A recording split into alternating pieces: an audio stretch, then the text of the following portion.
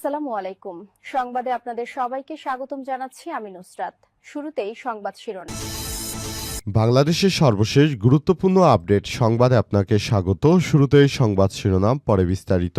প্রথমেই জানাবো আমাদের হাতে থাকা সর্বশেষ গুরুত্বপূর্ণ সবথেকে তাজা আপডেট সংবাদ। শেরপুরে বিএনপি জামাতের সংঘর্ষে উপজেলা জামাতের সেক্রেটারি নিহত। শেরপুরের ঝিনাইগাতী উপজেলায় নির্বাচনী ইশতেহার ঘোষণা অনুষ্ঠানকে কেন্দ্র করে জামাত ও বিএনপির নেতাকর্মীদের মধ্যে দফায় দফায় সংঘর্ষের ঘটনা ঘটেছে। এতে শ্রীবর্দী উপজেলা জামাতের সেক্রেটারি রেজাউল করিম নিহত হয়েছে। দিবাগত রাত 10:15টার দিকে তিনি মারা যান। জানা যায়, বিকাল থেকে রাত পর্যন্ত চলা এই সহিংসতা অন্তত 2 শতাধিক জামাত ইসলামের নেতাকর্মী আহত হয়েছে। এরপর জানাবো শেরপুরে জামাত নেতা নিহত, বিক্ষোভে উত্তাল ঢাকা বিশ্ববিদ্যালয় ক্যাম্পাস। শেরপুরের ঝিনাইগাতী উপজেলায় জামাত ও বিএনপির নেতাকর্মীদের মধ্যে সংঘর্ষের ঘটনায় শ্রীবর্দী উপজেলা জামাতের সেক্রেটারি রেজাউল করিম নিহত হয়েছে।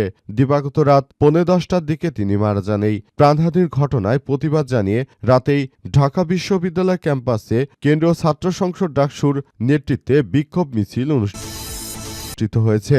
এদিকে যারা খুনের নেশায় মত্ত হয়েছে তাদের পাকড়াও করে শাস্তি দেওয়া দরকার বললেন জামাতের আমির। শেরপুরের ঝিনাইগাতী উপজেলায় নির্বাচনী ইশতেহার ঘোষণা অনুষ্ঠানকে কেন্দ্র করে জামাত ও বিএনপির নেতাকর্মীদের মধ্যে দফায় দফায় সংঘর্ষের ঘটনা ঘটেছে। এতে শ্রীবর্দী উপজেলা জামাতের সেক্রেটারি রেজাউল করিম নিহত হয়েছেন। আজ রাত 10:15টায় তিনি মারা যান। জানাবো আজ উত্তরবঙ্গ সফরে যাচ্ছেন তারেক রহমান। আজ উত্তরবঙ্গ সফরে যাচ্ছেন বিএনপির চেয়ারম্যান তারেক রহমান। সফরের অংশ হিসেবে আজ রাজশাহী এবং নওগাঁ নির্বাচনী সমাবেশে ভাষণ দেবেন তারেক রহমান। এবং সর্বশেষ জানাবো গোপালগঞ্জে বিচারকের বাসভবনে ককটেল হামলা। গোপালগঞ্জ জেলা ও দায়রা জজ আদালতের বিচারক মোহাম্মদ শামজুল হকের বাসভবনে ককটেল নিক্ষেপ করেছে দুর্বৃত্তরা। তবে এই ঘটনায় কোনো হতাহতের খবর পাওয়া যায়নি। আজ 9:45 দিকে পোস্ট অফিস রোডে এই ঘটনা ঘটে। কে বা কারা ককটেল নিক্ষেপ করেছে তা এখনো জানা যায়নি। প্রিয় দর্শক, এতক্ষণ শুনছিলেন সংবাদ শিরোনাম, এবারে বিস্তারিত। তবে তার আগে বন্ধুরা অনুরোধ থাকবে, এই সংবাদটিতে একটি লাইক দিন। এই চ্যানেলে আপনি নতুন হয়ে থাকলে আমাদের সংবাদটি দেখতে দেখতে চ্যানেলটি সাবস্ক্রাইব করে রাখুন। কমেন্ট করে বন্ধুরা আপনার মূল্যবান মতামত জানিয়ে দিন আপনি বিশ্বের কোন দেশ থেকে বা বাংলাদেশের কোন স্থান থেকে আমাদের সংবাদটি দেখছেন এবং শুনছেন। আর বন্ধুরা, আগামী জাতীয় সংসদ নির্বাচনে আপনি কোন দলকে সমর্থন করেন কমেন্ট করে পুরো বাংলাদেশকে জানিয়ে দিন, বিশ্বের সবাইকে জানিয়ে দিন আগামী জাতীয় সংসদ নির্বাচনে কারা ক্ষমতায় আসবে বলে আপনি মনে করেন। এবারে বিস্তারিত। শেরপুরে বিএনপি জামাতের সংঘর্ষে উপজেলা জামাতের সেক্রেটারি নিহত। শেরপুরের ঝিনাইগাতী উপজেলায় নির্বাচনী ইশতেহার ঘোষণা অনুষ্ঠানকে কেন্দ্র করে জামাত ও বিএনপির নেতাকর্মীদের মধ্যে দফায় দফায় সংঘর্ষের ঘটনা ঘটেছে। এতে শ্রীবর্দী উপজেলার জামাতের সেক্রেটারি রেজাউল করিম নিহত হয়েছে। দিবাগত রাত 10:15টার দিকে তিনি মারা যান। জানা গেছে, বিকাল থেকে রাত পর্যন্ত চলা এই সহিংসতা অন্তত 2 শতাধিক ব্যক্তি জামাতের আহত হয়েছে। আহতদের মধ্যে আইনশৃঙ্খলা রক্ষাকারী বাহিনীর সদস্যরা রয়েছেন। এ সময় একটি মোটরসাইকেল পুড়িয়ে দিয়েছে বিএনপির দুর্বৃত্তরা। সংঘর্ষে 2 সাংবাদিক সহ কয়েকজন গণমাধ্যম কর্মীও আহত হয়েছে। প্রত্যক্ষদর্শীরা জানান, শেরপুর 3 শ্রীবর্দী ঝিনাইগাতী আসনে প্রার্থীদের উপস্থিতিতে ঝিনাইগাতী মিনি স্টেডিয়াম মাঠে নির্বাচনী ইশতেহার ঘোষণা অনুষ্ঠানের আয়োজন করে উপজেলা প্রশাসন। অনুষ্ঠানে জামাতের প্রার্থী নুরুজ্জামান বাদলের সমর্থকরা আগে থেকেই মঞ্চের সামনে আসন গ্রহণ করে। পরে বিএনপির প্রার্থী মাহমুদুল হক রুবেলের সমর্থকরা মাঠে পৌঁছালে বসাকে কেন্দ্র করে উভয় পক্ষের মধ্যে বাকবিতণ্ডা এবং সংঘর্ষের ঘটনা ঘটে। প্রথম দফার সংঘর্ষের পর সন্ধ্যার দিকে জামাতের প্রার্থী তার সমর্থকদের নিয়ে স্টেডিয়াম এলাকা থেকে বাজারের দিকে যেতে চাইলে আইনশৃঙ্খলা বাহিনী বাধা দেয়। বাধা অতিক্রম করার চেষ্টা করলে দ্বিতীয় দফায় আবারও বড় ধরনের সংঘর্ষ শুরু হয়। সন্ধ্যা 6টা থেকে রাত 8টা পর্যন্ত থেমে থেমে সংঘর্ষ চলে। পরে সেনাবাহিনী পুলিশ ঘটনাস্থলে গিয়ে পরিস্থিতি নিয়ন্ত্রণে আনে।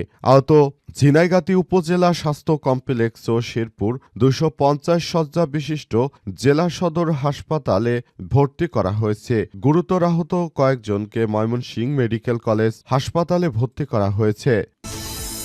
শেরপুরে জামাত নেতা নিহত, বিক্ষোভে উত্তাল ঢাকা বিশ্ববিদ্যালয় ক্যাম্পাস। শেরপুরের ঝিনাইগাতী উপজেলায় জামাত ও বিএনপির নেতাকর্মীদের মধ্যে সংঘর্ষের ঘটনায় শ্রীবর্দী উপজেলা জামাতের সেক্রেটারি রেজাউল করিম নিহত হয়েছে।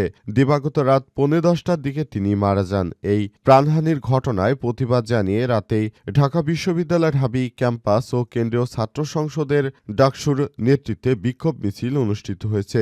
রাত 11:30টার দিকে ভিসি চত্বর থেকে মিছিলটি শুরু হয়। বিশ্ববিদ্যালয়ের বিভিন্ন হল থেকে শিক্ষার্থীরা যোগ দেন বিক্ষোভ মিছিলে। মিছিলটি বিভিন্ন হল ও সড়ক প্রদক্ষিণ করে টিএসসিতে গিয়ে শেষ হয়েছে। বিক্ষোভ পরবর্তী সময়ে ডাকসু নেতারা অভিযোগ করে বলেছেন, বিএনপি 12ই ফেব্রুয়ারি নির্বাচনে পরাজয় আজ করতে পেরে দেশব্যাপী সহিংসতা করে যাচ্ছে। নারীদের উপর হামলা, খুনের রাজনীতি শুরু করেছে বিএনপির সন্ত্রাসীরা।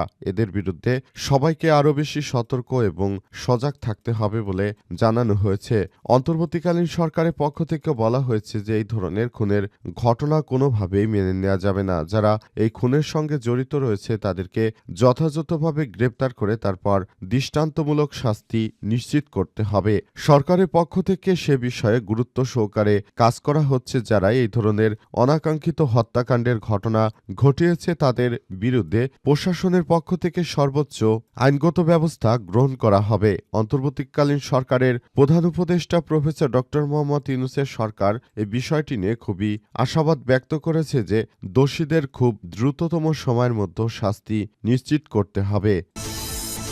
যারা খুনের নেশায় মত্ত হয়েছে তাদের পাকড়াও করে শাস্তি দেয়া দরকার বললেন জামাতের আমির। শেরপুরের ঝিনাইগাতী উপজেলায় নির্বাচনী ইশতেহার ঘোষণা অনুষ্ঠানকে কেন্দ্র করে জামাত ও বিএনপির নেতাকর্মীদের মধ্যে দফায় দফায় সংঘর্ষের ঘটনা ঘটেছে। এতে শ্রীবর্দী উপজেলা জামাতের সেক্রেটারি রেজাউল করিম নিহত হয়েছে। দিবাগত রাত 10:15টার দিকে তিনি মারা যান। এ বিষয়ে রাত 11:57 নিজের ভেরিফাইড ফেসবুক পেজে একটি পোস্ট করেছেন জামাতের আমির ডা. শফিকুর রহমান। পোস্টে তিনি হামলার জন্য বিএনপিকে দায়ী করেছেন। শেরপুর ৩ আসনের সহকারী রিটার্নিং অফিসার কর্তৃক আয়োজিত ইশতেহার পাঠ অনুষ্ঠানে বিএনপির সমর্থকরা বিলম্বে এসে চেয়ারে বসা নিয়ে বাকবিতণ্ডা এবং হাতাহাতির ঘটনাকে কেন্দ্র করে দেশে অস্ত্র দিয়ে জামাতের সমর্থকদের উপর হামলা চালায়। পোস্টে জামাতের আমির আরও বলেছেন, এই ঘটনায় 50-এর অধিক জামাত ইসলামের সমর্থক আহত হয়েছে। ৩ জনের অবস্থা আশঙ্কাজনক হলে ময়মনসিংহ মেডিকেল কলেজ হাসপাতালে নেয়ার পথে রাত 9:20 রেজাউল করিম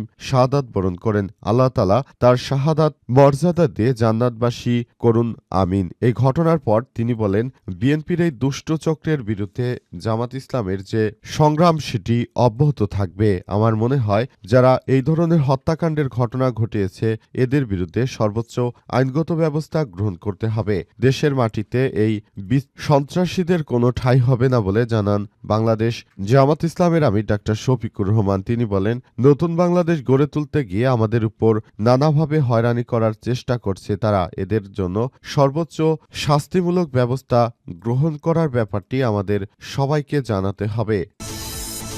আজ উত্তরবঙ্গ সফরে যাচ্ছেন তারেক রহমান।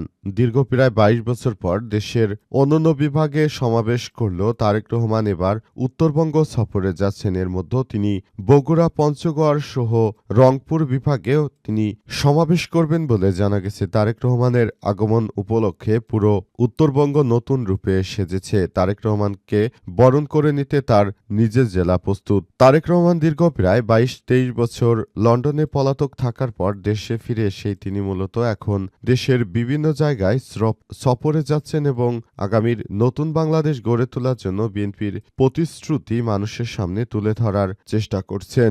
আগামী জাতীয় সংসদ নির্বাচনে ফ্যামিলি কার্ড সহ যেসব সুযোগ সুবিধা দেয়া হবে সেসব বিষয়গুলোই তারেক রহমান নেতাকর্মীদের সামনে তুলে ধরার চেষ্টা করছেন এবং ভোটকে বিএনপির বাক্সে নেওয়ার জন্য তিনি এসব বিষয়গুলোকে সামনে নিয়ে আসছেন। তিনি মনে করেন এবারের জাতীয় সংসদ নির্বাচনে বিপুল ভোটে জয়লাভ করবে তার দল। এই ঘটনার পর পুরো জামাত ইসলামের নেতাকর্মীরাও সেভাবেই প্রচেষ্টা চালাচ্ছে। দীর্ঘদিন ধরে জামাত ইসলাম আত্মগোপনে থাকলেও এখন তারা সক্রিয় হয়েছে আগের থেকে অনেক বেশি। তারা এখন তাদের নেতাকর্মীদেরকে নিয়ে বড় ধরনের সভা সমাবেশ করে বিএনপিকেও বার্তা দিচ্ছে জামাত ইসলামও তাদের থেকে কোনো অংশে কম নয়। তবে দীর্ঘদিন ধরে গুপ্ত অবস্থায় থাকায় জামাত ইসলামকে নিয়ে অনেকেই অনেক নেগেটিভ মন্তব্য করেছিল, কিন্তু এখন জামাত ইসলামের জনপ্রিয়তা দেখে অনেকেই সেসব বিষয় আসলে ভুল বলে আখ্যায়িত করছে।